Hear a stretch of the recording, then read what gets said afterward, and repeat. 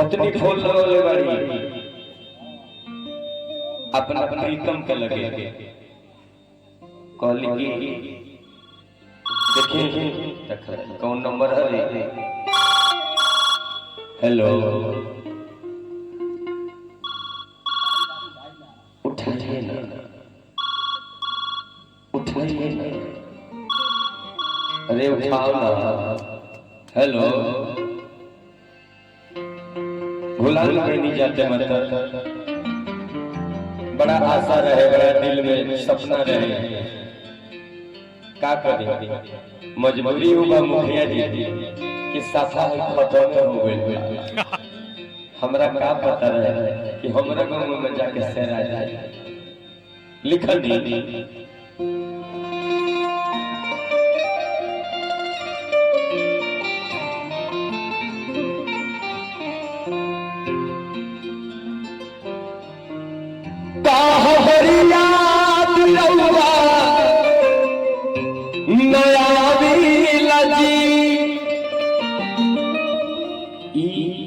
भोजपुरी है सब के मिश्रण देखेंगे। माई बहन बेटी भाई बेटा पटीदार पटीदार सब कोई एक संग सुन सकता है। खाली आजकल का दर्शन की अतिया पतिया के हाथ में, लेकिन हमें ना हमें पतिदेव के बड़ा आदर भाव के संग शब्द में लिखाई है। का लिखल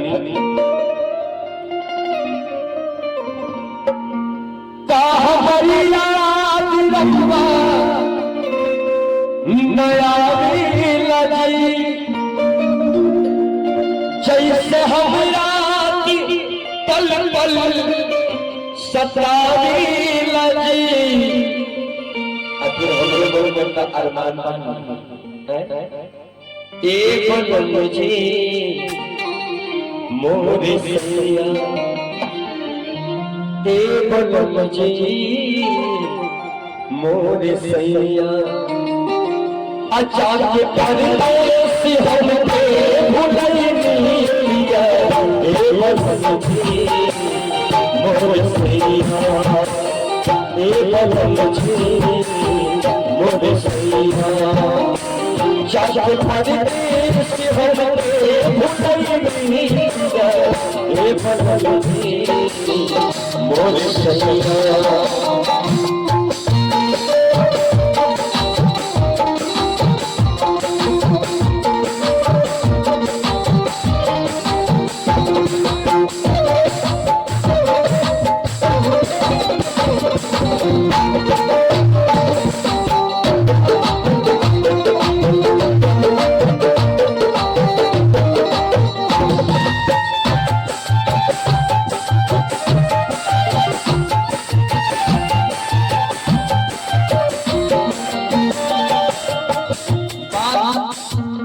ऐसा है कि एगो लड़की के बियाह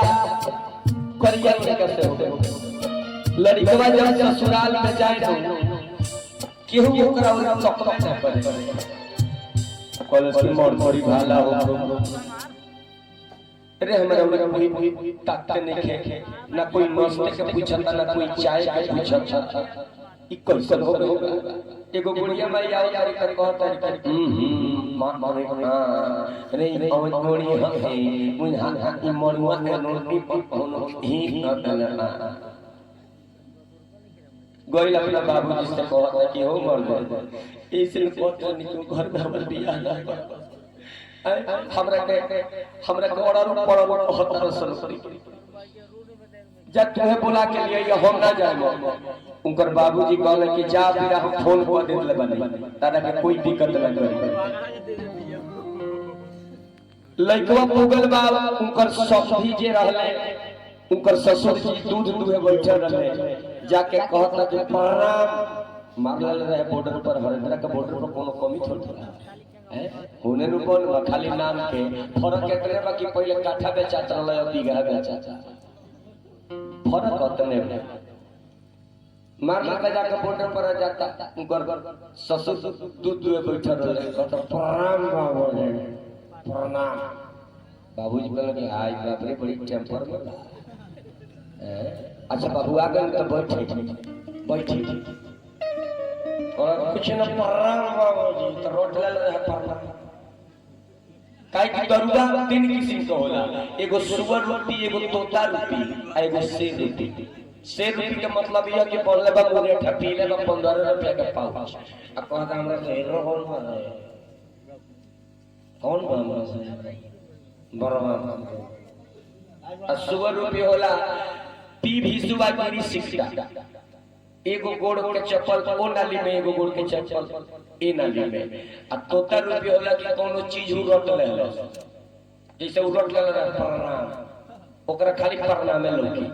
तो प्रणाम में रट लेला कहला प्रणाम बाबूजी बाबूजी वगैरह रे बैठ ना हो गई खुश रहो इनका से कहियो केहू बोलने ना रहे तिले सारा बतर की पहुना का खाए का पिए बोली ना पीने का बात मत करो बहुत पिए तुम तो ये बातें नहीं करता था आज हमको प्रणाम करता है अभी नहीं गई लेकिन सारी ना उतरी जी जी बोलिए ना का खाइएगा छन में पराठा बना दे कहता कि हां अभी तो हमरा तक देने रहलिए बात कहा कि जौना होता तो आज स्वागत के ऊपर स्वागत करता हमरा के कोटी हो सरकारी राय तारा आदमी के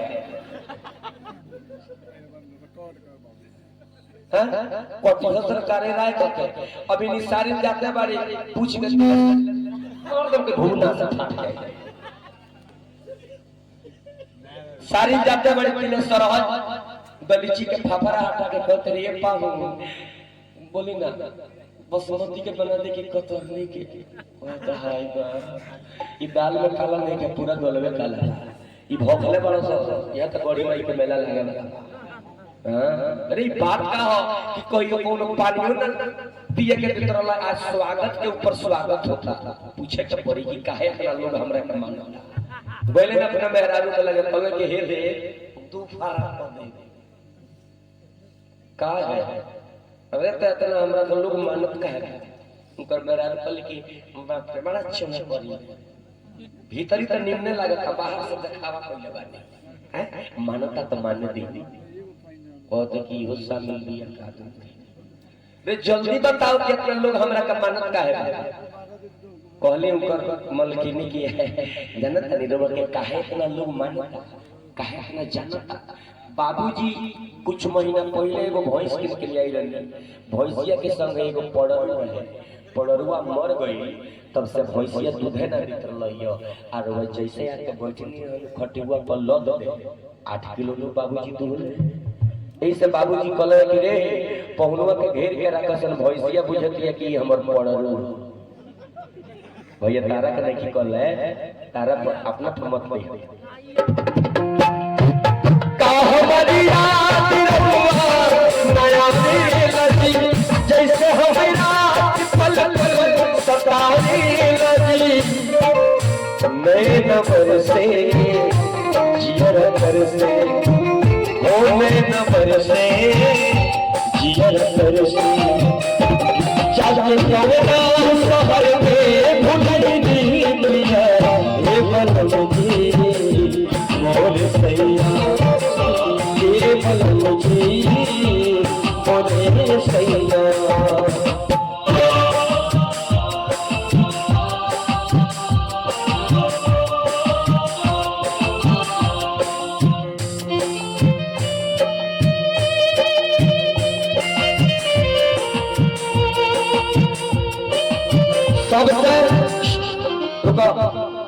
सबसे बेसी विरोध होइए एक बार इनका घर है वो टाइम में सिचुएशन ऐसा रहे प्रोग्राम के कि एक ड्रेस पहने के रहे मनवारी के प्रोग्राम रहे कुर्ता और पैजामा एक रंग के अब तो जाए के तो चल चलिए के दुकान बा इयो के कानूने होई हमरा भैया के परिवार हां जाए के चल गई तो आवे के बेरा जब यहाँ के घर से मैंने चल जाए तो कहने की हो देखो ना पैजामा तो हमरा लगे बा लेकिन छोड़िए में कट टूट गइल बा तो यहाँ के पत्नी जी यानी कि हमारे भाभी जी कनी की बड़ा चुना करी तो का हो आलू टूट गइल बा हमार साया के बाद धरी वही में लगा ली बिरह में पड़े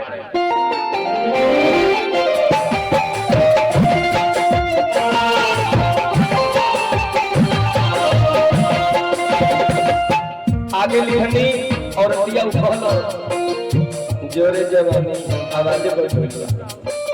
थोड़े दूर नहीं चला कौन गलती के हमरा के दीने सजा आज हमरा के मिसरा दीना बता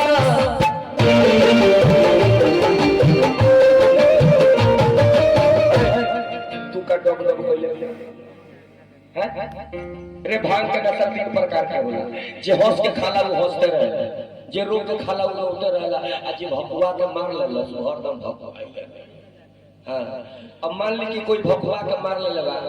भाई ओकर समाचार पूछी ना ओकर मेरा कहे के चली ना खा ले चलो ना खा ले वो चलना होगा हाँ तीसरा का दे सुनाला हमारे दिन है कि खिया के मोटवा दे तो हने के पूछो लिखा कौन गलती ये हमरा दीने सजा आज हमरा के मिसरा दीना बता दिल के बचैया तन समझी ओ दिल के बचैया तन समझी काहे के तबाद करती हो गई नियतिया ये बंदी मोर सिया के बंदी मोरे चलिए हमने कहलवान के दरबार में बानी जा और सब जनता लोगों को सीख देते यहाँ